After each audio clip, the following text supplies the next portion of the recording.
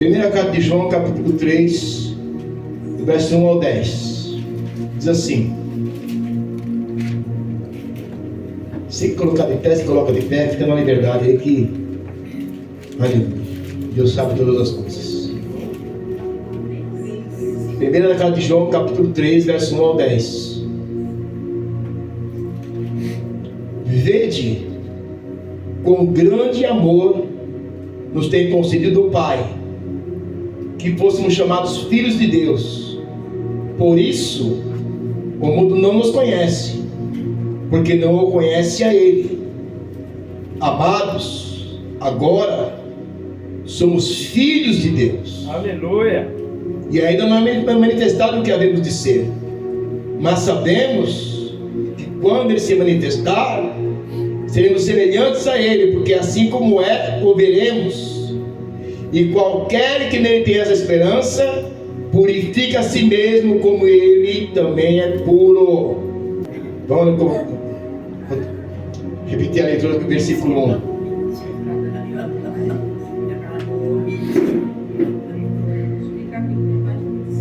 E vede com grande amor nos tem concedido o Pai, que fossem chamados filhos de Deus.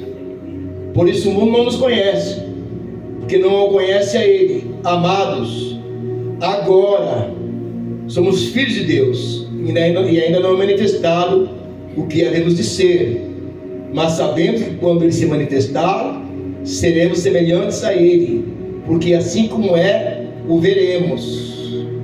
Nesse versículo 2 aqui, irmãos, Deus está falando que além de nós somos sendo filhos, nós vamos ter o corpo glorificado igual dele. Aleluia. E nós louvamos aqui 2 vezes o hino, hein? Como é que é o hino mesmo? Vai. O Messias aguardado, Ele vem me buscar. Yeshua, o Messias aguardado, Ele vem me buscar. Em breve Jesus Do céu vai aparecer, e todo joelho se dobrará, e toda língua confessará. Mas a igreja será arrebatada no piscar de olhos. Acontecerá. Amém, irmãos, amém? Amém, irmãos? Versículo 2: amados, agora somos filhos de Deus, ainda não é manifestado o que havemos de ser, mas sabemos que quando Ele se manifestar, seremos semelhantes a Ele, porque assim como é, o veremos. Glória a Deus. E qualquer que nele tenha essa esperança do arrebatamento, como transformado, ser como Ele, como glorificado, purifica-se a si mesmo, como também Ele é puro. Qualquer que pratica o pecado também transgride a lei, porque o pecado é transgressão da lei. E bem sabeis que Ele se manifestou para tirar os nossos pecados, e nele não há pecado. Qualquer que permanece nele não vive na prática do pecado. Qualquer que permanece em pecado não ouviu nem o conheceu. Filhinhos, ninguém vos engane. Quem pratica justiça é justo, assim como Ele é justo. Quem pratica o pecado é do diabo, porque o diabo peca desde o princípio. Para isto o Filho de Deus se manifestou, para desfazer, para destruir as obras do diabo. Qualquer que é nascido de Deus não permanece em pecado, porque a sua semente, que é a verdade, permanece nele e não pode pecar, porque é nascido de Deus. Nisto são manifestos os filhos de Deus e os filhos do diabo. Qualquer que não pratica a justiça e não ama seu irmão não é de Deus. Pode ser. O propósito desta carta aqui, olhe para mim aqui. Deixa a Bíblia aberta. O propósito desta carta, aleluia, está no capítulo 5, verso 19. O propósito desta carta de João, primeira carta, capítulo 15, capítulo 5, verso 13.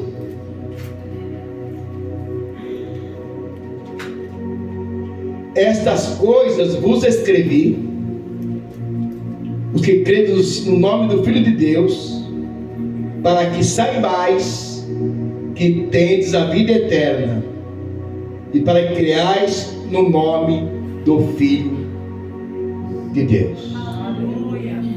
O propósito desta carta, primeira carta de João, que ele escreveu, está registrado no capítulo 5 de 1 João, verso 13.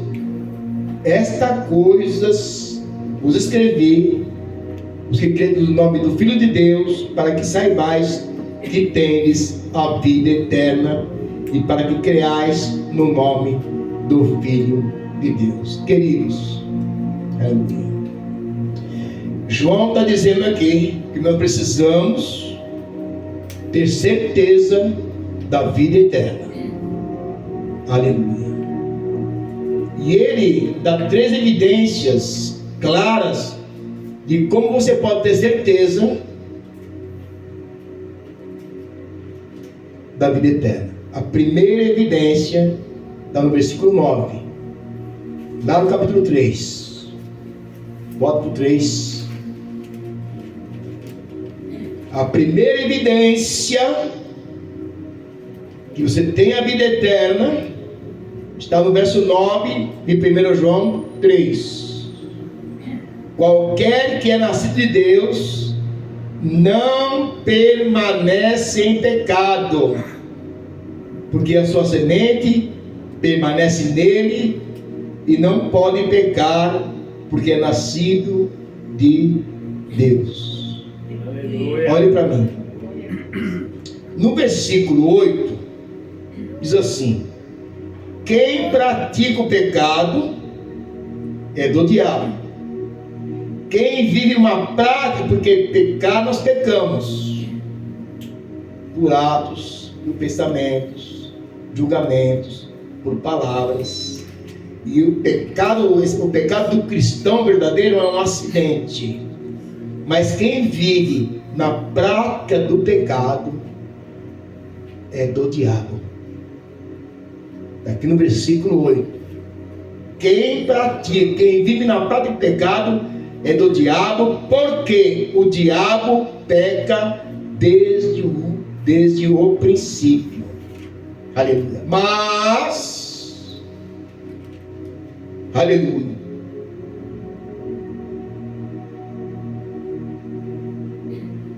qualquer que é nascido de Deus não permanece no pecado. Versículo 8: mas para isto o Filho de Deus se manifestou, para destruir, desfazer as obras do diabo. Então, queridos, olhem para mim. O que é prática de pecado? É a mesma coisa você que levanta de manhã, toma seu banho, alguns tomam seu banho, escova os dentes, lava o rosto, toma café, escova os dentes de novo, vai trabalhar, volta à tarde, toma banho. É uma prática constante. Olha, quem vive na prática do pecado é do diabo. Agora, se você teve um deslize,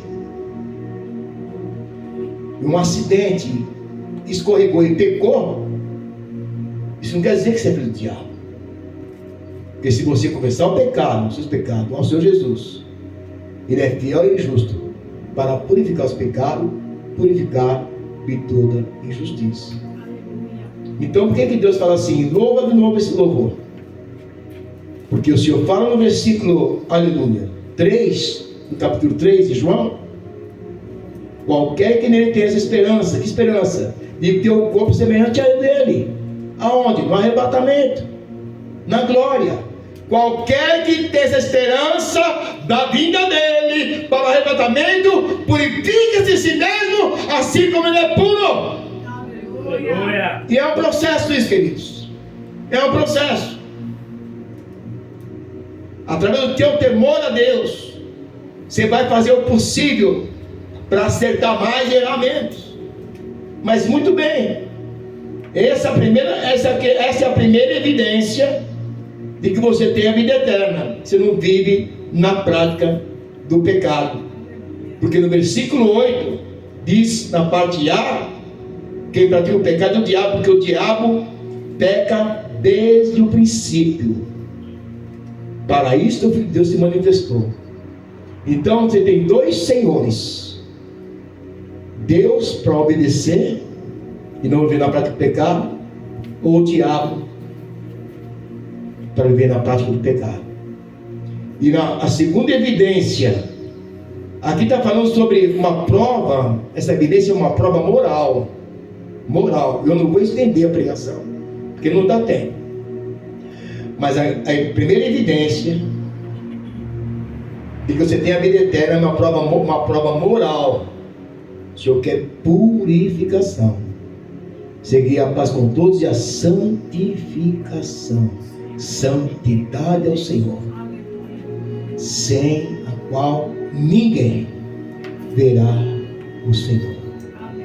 Então tem que se esforçar, porque se você observar, aleluia, lá em Romanos capítulo 6, abre lá Romanos capítulo 6 rapidinho. Vamos. É estreito pregar assim, né? Correndo. O Santa Ceia precisa ser 2 horas de culto, né? 3 horas de culto. Olha Romanos 6. Olha só Romanos 6 que diz aqui. Romanos capítulo 6, verso 6, fala sobre o batismo. Olha só, Romanos 6, verso 6. Grita a tua Bíblia aí. Viu, dona Michele? Grava isso aí. Bíblia novinha não vai grifar, né? Bíblia novinha, né? Só hoje, daqui a pouco eu tenho uma mensagem aqui escrito, né? Oi? A senhora está grifando já, né? Está grifando? Então tá. Romanos 6,6, olha o que diz: sabendo isso, que o nosso homem velho foi com ele crucificado. Oh, aleluia. Você entender melhor? Verso 3. Romanos 6,3. Ou não sabeis que todos quantos fomos batizados em Jesus Cristo, fomos batizados na sua morte? De sorte que fomos sepultados com ele pelo batismo na morte. Para quê? Como Cristo foi ressuscitado dentre os mortos, para a glória do Pai, assim andemos nós também em novidade de vida. Porque se fomos plantados juntamente com ele na semelhança da sua morte, também o seremos da sua ressurreição. Versículo 6, que é o número do homem. Sabendo isto, que o nosso homem velho, ou o nosso velho homem, foi com ele crucificado. Para quê, pastor? Para que o corpo do pecado seja desfeito, para que não sirvamos mais ao pecado, para que não sejamos mais escravos do pecado. Olhe para mim aqui, pelo amor de Deus. Nós não temos poder para vencer o pecado, mas em Cristo você tem o poder para vencer o pecado. Em Cristo você tem o poder, ou seja, no poder da cruz, pelo sangue de Cristo, que o Cordeiro, ele veio para tirar o pecado do mundo. Aleluia. Você tem poder para vencer o pecado e não viver na prática do pecado. Por isso, sabendo isso, que o nosso homem velho foi com ele crucificado aonde? No batismo. Para que o corpo do pecado seja desfeito, para que não sirvamos mais ao pecado. Verso 7. Porque aquele que está morto, está justificado pelo pecado. Verso 8. Ora, já morrendo com Cristo, temos que também com ele veremos, sabendo que tendo sido Cristo ressuscitado dentre os mortos, já não morre, e a morte não mais tem domínio sobre ele. Pois quanto ao ter morrido, Verso 10. Pois quanto ao ter morrido, de uma vez morreu. Para onde? Para o pecado. Mas quanto a viver, vive para quem? Viver para Deus. Ele vem buscar um povo que vive para Deus. Aleluia. Ele vem buscar um povo que vive para Deus. Aquele que tem essa esperança. Purifica-se a si mesmo, assim como ele é puro. Aleluia. E vou falar algo para vocês nesta noite. Olha para mim aqui. Vou falar algo para vocês. Quando o Senhor ministra, ele não força ninguém. Porque não é por força e nem por violência. É pelo Espírito Santo de Deus. Então você fala: Senhor, eu quero ser mais puro. Eu quero ser mais pura, Senhor. E o próprio Senhor te ajuda a ser mais puro. Glória a Deus. Separado, purificado por Ele. Isso é profundo, irmãos. Isso é profundo. Mas eu falo: esforça-te, que eu te ajudo. Se esforça que eu te ajudo. Nós ministramos na abertura do culto. Por que me chamais Senhor? Por que me chamais Senhor, Senhor? Se não fazeis o que eu peço. Aleluia. Aleluia. A Bíblia fala que Deus é sofredor. Deus é sofredor. Porque imagina um Deus que a essência dele é amor, João. A essência dele é amor. Imagina um Deus que a essência dele é amor. Ele não tem amor, ele é amor. Então quando um filho não obedece ele sofre. Porque ele quer ver esse filho. Você for para Efésios capítulo 1, ele vai lá que ele nos adotou para louvor da tua glória. Nós somos filhos de Deus, adotados por Deus e herdeiros de Deus. E vamos herdar também um corpo glorificado. Então a semente veio do céu e o destino é o céu. Aleluia. Aleluia. E aqui no versículo 10 ele fala assim, ó, Romanos 8:10. Você vê que eu saí de João, né? Mas vamos lá. Pois quanto ao ter morrido, de uma vez morreu para onde? Para o pecado. Mas quanto ao viver, vive para Deus. Assim também vós considerai-vos certamente mortos para o pecado, mas vivos para Deus em Cristo Jesus, nosso Senhor. Agora olhe para mim. Nós lemos em João 3, na carta de João 3, ali, 1 João 3, que quem permanece em Deus não vive na prática do pecado. Então, eu só vou vencer o pecado, Michele, se eu permanecer em Cristo. Aí eu quero ver. É a mesma coisa, a vale o ramo, só dá fruto se tiver na videira. Então, se eu permaneço em Cristo, eu venço o pecado, eu não vivo no pecado. Aleluia. Aleluia. Não vi, vou falar rasgado. 6:2 aí, você tem um chamado. Um chamado. O João veio nessa igreja aqui, recebeu Jesus. Ele era de outra igreja, veio aqui, recebeu Jesus. O Espírito Santo convenceu ele que o Espírito Santo tem um chamado na vida dele. Glória a Deus. E eu olho para eles, eu vejo assim para eles liderando casais. Como é que eu vou liderar casal se eu não estou na posição que eu falei para um irmão ontem no monte? Falei: olha, você não pode pregar o que você não vive. Você não vai ter autoridade para pregar. Então, trouxe vocês na igreja aqui para receber, porque Deus vai trabalhar e a obra. E quer que eu fale mais? Rasgado?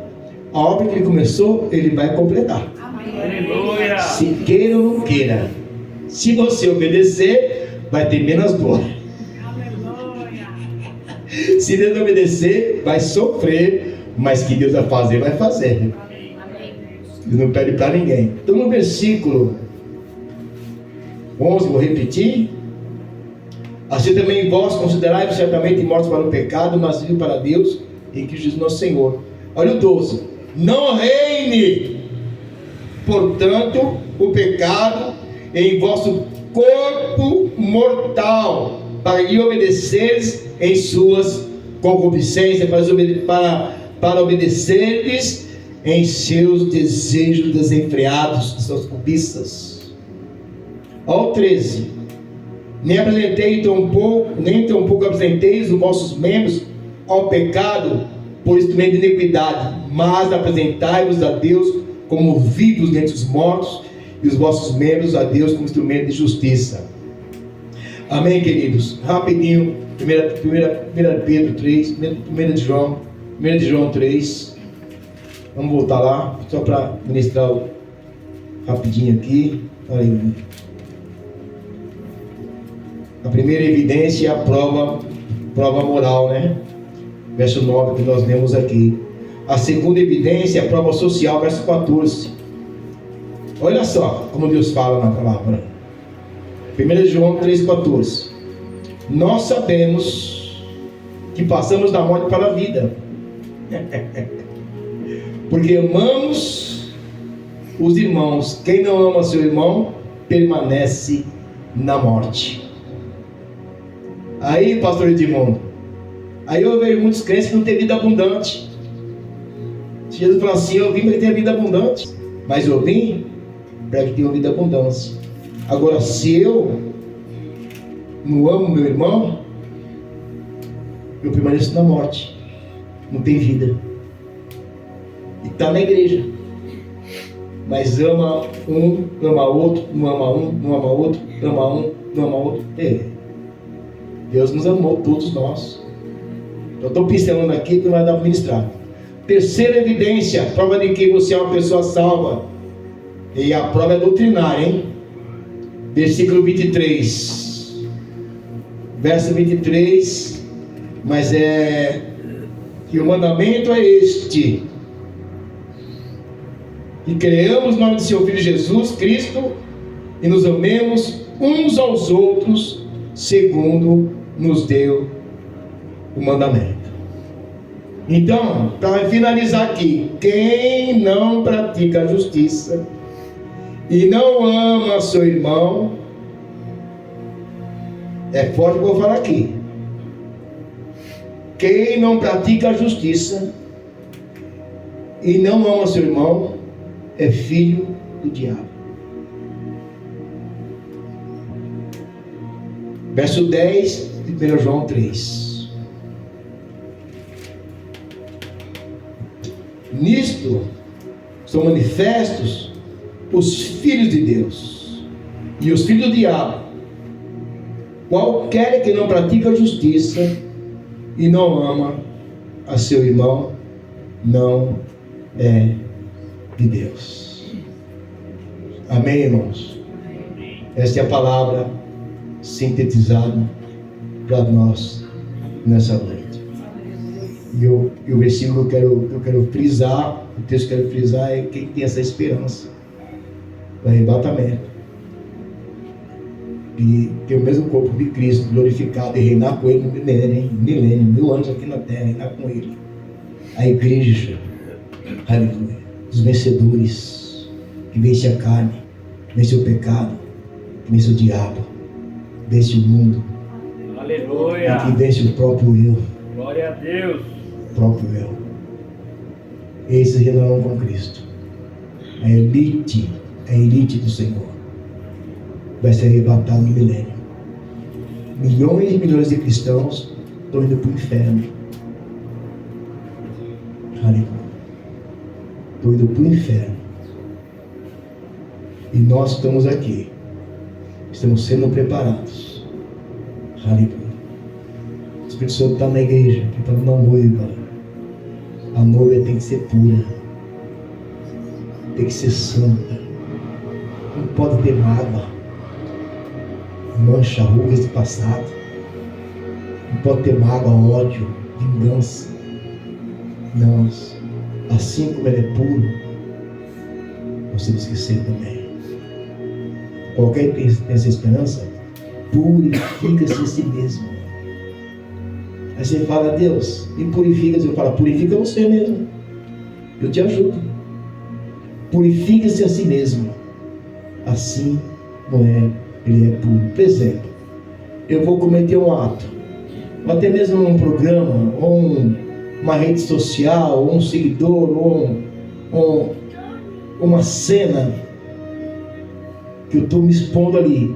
Aí cai a ficha. Se Jesus estivesse comigo aqui, eu estaria vendo isso? Se Jesus estivesse aqui comigo, eu estaria fazendo isso? Se Jesus estivesse aqui comigo, eu estaria amaldiçoando a irmã? Se Jesus estivesse aqui comigo, eu estaria rejeitando a irmã e o irmão? Estaria falando mal do pastor? Então, quem tem essa esperança, purifica-se a si mesmo, assim como ele é puro. É um processo. Você se esforça, e o Senhor diz que eu te ajudo. Aleluia. Se esforça, que eu te ajudo. Esta ceia aqui, aleluia, é onde você vai ratificar a aliança com Deus. Eu vou repetir algo aqui. O João está aí, acho que o João... Você não foi batizado ainda, não, né, irmão? Eu, quando saí da revelação evangélica, eu frequentei uma igreja que ali qualquer um podia tomar a Santa Ceia. E na revelação eu aprendi que tem que passar pelo batismo. Eu passou 3 meses convertido e já batizei. Eu até mesmo me recordo muito bem. No frio, com bata molhada ainda. Eu já matei minha carne sofrendo. Já morri para aqui sofrendo. Já fui sofrendo. Já fui na dor. Me batizei no frio, na dor. Aleluia. Cortaram o seu rabo de cavalo. Cortaram o rabo de cavalo. Mano, era terrível. E aí, e na igreja, e outra igreja que eu ia, tinha que ser batizado mais uma ceia. Eu fui falar com o Senhor. Eu não tinha um ano de convertido, irmãos. Vamos falar um ano, vai? Porque 9 meses na restauração evangélica. Aí comecei a orar. Eu já nasci no monte, já nasci no joelho, já nasci orando muito. Aleluia. E aí o Senhor me acordou de madrugada. Michel, me acordou de madrugada. Deus falou assim: o meu filho, justo, sem pecado, foi batizado para que se cumpra toda a justiça de Deus. Aleluia, Deus. Você aceitou Jesus, maravilha. Agora essa é a profissão de fé publicamente. É no batismo.